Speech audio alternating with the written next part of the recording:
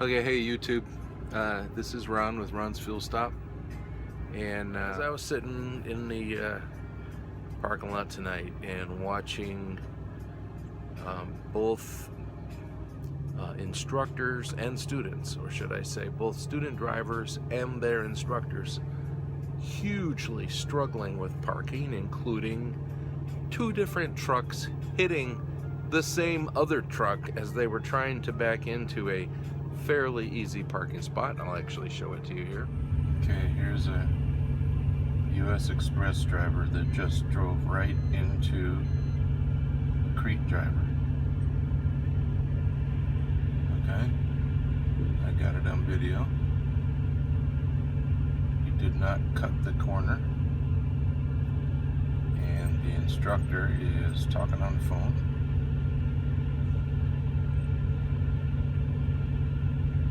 And he is going to hit him again. You see a couple of things right here. For one thing, he is not pivoting with his wheels in the center of that space. Secondly, look at how straight his tractor and trailer is going into the space. He's gonna hit the blue truck. You have to be bent when you enter the space. You have to get out and look to see if you're pivoting in the center of the space. Okay, so first thing here,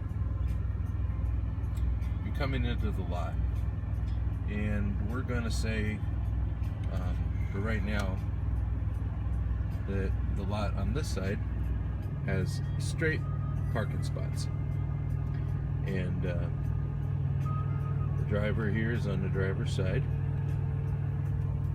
Okay, and as you are approaching, there are some things to consider. First of all, selecting a spot. So here we have an ugly container truck parked. Here we have a company truck, and Werner, JB Hunt, Schneider, US Express. You know who you guys are, and we know who they are. Now, if it's a kind of a beat up company truck, it's probably a brand new student. This one here is a clean Peterbilt. Then there's an empty spot, and then here's a KW900 chromed out. So that shows you where my spot is going to be. Now, I have had it where I parked in one of these kind of spots, and then one of those guys left because they're so concerned about a Schneider truck hitting them. So here's the setup. First of all, guys, and gals, whenever you're finding yourself in a lot and you need to set up, maybe you came around the corner and now you're way over here, and then you think that you're going to just turn in here and do your setup. But look what happens with your trailer when you do your setup now. So now you do your setup, okay, and now you pull way up, and you're going to have to swing in there. And in order to swing in there, you have to have room to get in there, and you got to be able to swing the front of your trailer. And if you started out here in the middle, you aren't going to have enough room, and when you go to swing your trailer, you're going to run into the other trucks on the other side. Okay? Therefore, you need to set up as close to these other trucks as possible. I'm talking literally 3 feet off their front bumper. You pull forward, you look down your spot. There you are. You're like, okay, there's my spot. I'm gonna go in that spot right there. Okay? At that point, sorry, all the dizziness, you're going to proceed until your shoulder is at the next spot. And when your shoulder is at the next spot, begin to turn out. Now, in our school, we taught to come all the way out to a 90-degree angle, which is very rarely practical in most settings. Usually the most you can do is about a 45, and then to bring her back. Okay, so when you bring her back, you're now bent. You're already bent. Don't leave yourself straight, because it takes a while to start to bend the trailer. It takes a while for it to begin to bend. And if you start straight, now you're gonna eat up ground, and you're gonna be long into that Pete's front bumper. Also, over here, go until you are past the hole you're going into. The spot you want to look at is right here, and you need to hug that. Think of that spot as a teeter-totter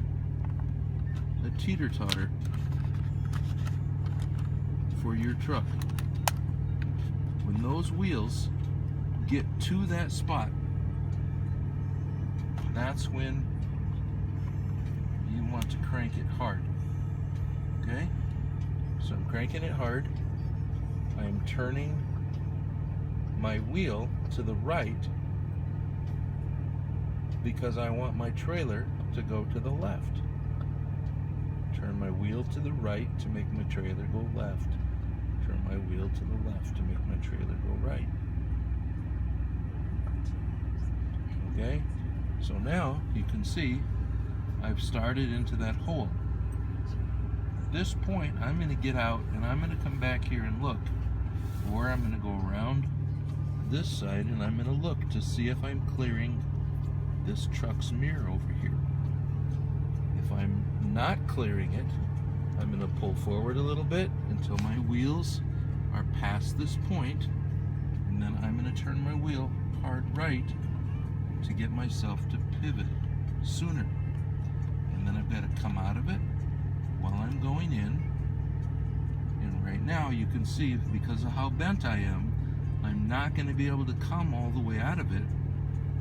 I will start, if I just continue to go, I'll push past. And now I've got problems on both sides. So when I know I'm at that spot where I can't get under it, so to speak, I can't get my tractor straight with my trailer before I go into the spot, then I'll just pull up a little bit more and get another shot at it. Okay, now right here is a very basic thing. I see guys only looking in their driver's side mirror, and they're looking down this row, and as they look in that driver's side mirror, they can't see that they're getting closer and closer to that other side. To them it looks like they're fine. But what I want to tell you is, I'm going to turn my truck around so you can see this.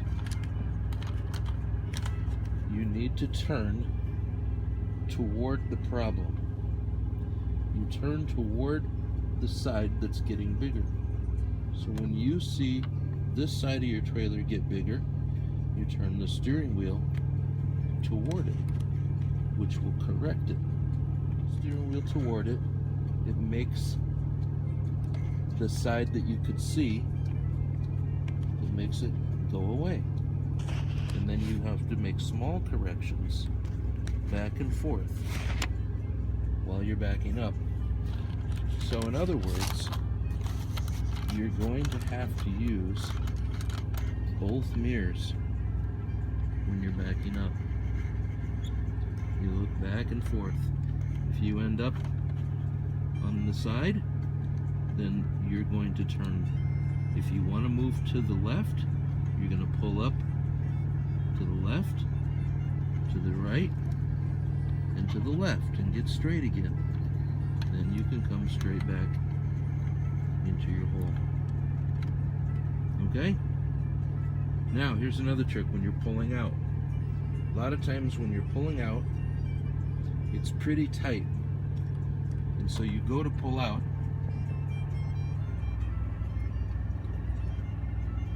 and this is how guys get their front bumpers tore off.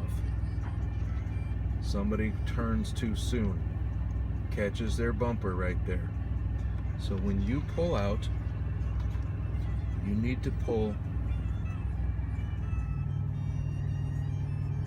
straight ahead until the turn signal on the side of your trailer, everybody's trailer has at least one light halfway back, clears the front bumper of the W900.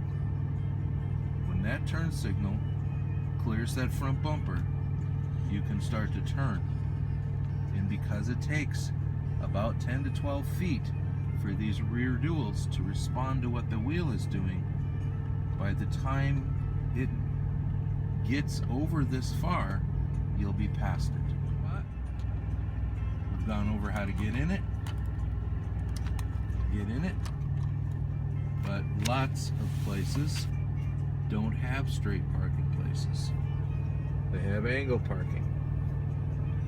Now, one thing you would not want to do, you would not want to try to get in this angle parking by coming in from this side. That's not going to work. It doesn't always happen where the angle parking is lined up with the correct side of your truck, the sight side. Right here, in order to get in there, you would have to have a tremendous amount of room to be able to swing your truck all the way around beyond a right angle to get it in there. So in this case, and this is the case with the Pilot just south of Milwaukee, you come in, now the driver is on this side, okay? So this is your blind side, and yet that's where you got to back into. So you're going to get your trailer as close as you can to those sides, to those spots. Let's say we're going to go into the one with the X. You pull straight ahead with your trailer close to it until your tandems get in line with it. Your tandems of your trailer. And you turn out and then back. Now you can see that spot in both mirrors. You can back straight up. You're going to have to start to crank it the opposite way. Right here, you're going to lose sight of your trailer. What I mean is that you're actually going to lose sight of the spot. All you're going to see is trailer. Look on that blind side. You're going to back the tractor straight up. What a lot of guys mistake do is they go negative too much, and then they push their truck out into that W900 over there. If you just back the tractor straight up, the trailer is going to turn. You don't have to turn your wheels so far. Then you can start to correct and get yourself in there. All right, we got some other things to probably cover. One thing that is very important is when you back in this spot, sometimes your tandems are going to be maybe pretty far back, and there's going to be a curb back here, and you're going to hit this curb. And one thing might happen is you'll pinch your mud flaps right off. That's the main way guys lose their mud flaps, is they back into a curb. Their wheels are rotating this way, and they catch the mud flaps and pinch them right off. So you want to be careful there. But if your tandems are not far enough forward, you won't be able to back in far enough. And the guy who sticks out farther than everybody else is the guy that's going to lose his bumper in the morning or in the middle of the night. So make sure that you back up as far as you can. Anyway, drivers, I hope that this didn't make you too sick looking at my jerky video, and maybe we'll have some more thoughts and we'll add to it. All the different things, pick your spot carefully, get your setup close to the hole, make sure you get out and look, steer toward the problem, steer toward the side that's getting bigger. Left makes you go right, right makes you go left. Drivers, thanks for watching. This has been Ron's Fuel Stop.